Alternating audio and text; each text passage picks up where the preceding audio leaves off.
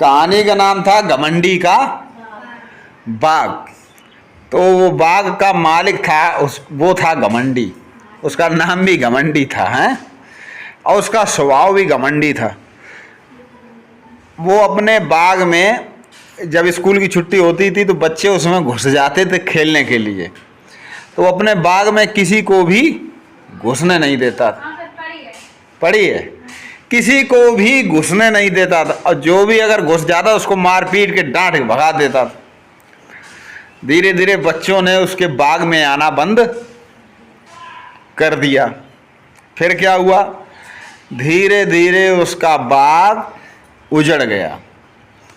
अब उसके बाग में ना पंछी आते, और जब सर्दियां आई उसके बाद जब बसंत आता है, सर्दियों के बाद बसंत आता, तो उसमें एक भी फूल नहीं खिला।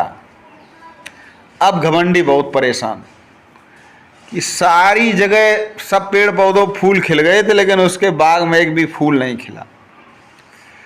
वो समझ नहीं पा रहा था ऐसा क्या कारण है। फिर देखा कि एक दिन बाउंड्री जो बनवाई थी उसने, उसमें से कुछ हिस्सा टूट गया होगा, छेद हो गया, तो उसी से एक बच्चा अंदर घुस आया, छोटा बच्चा।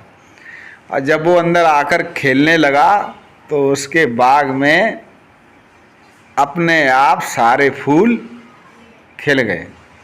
तो उसको एहसास हुआ कि मेरे बाग में फूल क्यों नहीं खिले थे, क्योंकि मेरे बाग में बच्चे अब खेलना बंद कर चुके थे।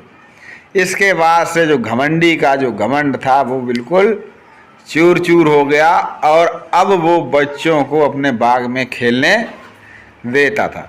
आपके गांव में भी ऐसे बहुत से लोग होंगे जिनके दरवाजे कोई खेलने चला जाए तो वो चिल्लाने लगते होंगे, हैं, भगा देते हैं, भागो यहाँ से, आइए ररी काटन, हैं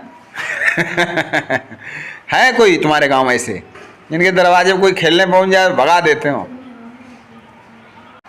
देखिए, हर गांव में ऐसे एक दो लोग होते हैं जिन्हें कोई भी अच्छा नहीं लगता।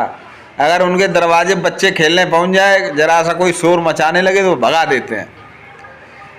लेकिन कुछ लोग तो मारने भी लगते हैं। लेकिन चाहे घर हो चाहे बाग हो, बच्चों से ही वो आबाद रहते। जिसके घर में बच्चे ना हो छोटे हैं, वो घर भी धीरे धीरे बेकार सा लगने लगता है। तो छोटे बच्चों से चाहे घर हो या बाग हो, वो आबाद रहता है। तो ये बात घमंडी को भी थोड़े दिनों बाद समझ में आने लगी।